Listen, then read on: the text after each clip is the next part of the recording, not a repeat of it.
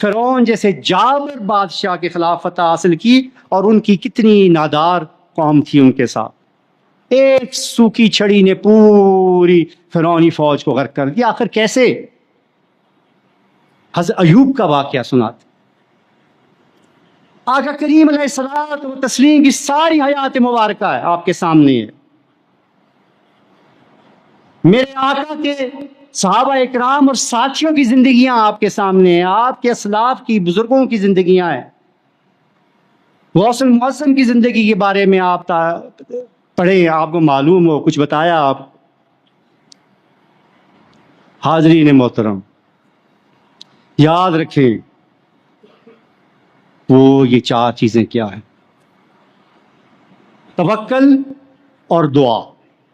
याद रखें, ये तवक्कल और दुआ, ये जो दो चीजें हैं, ये एक सिक्के के दो रुख हैं।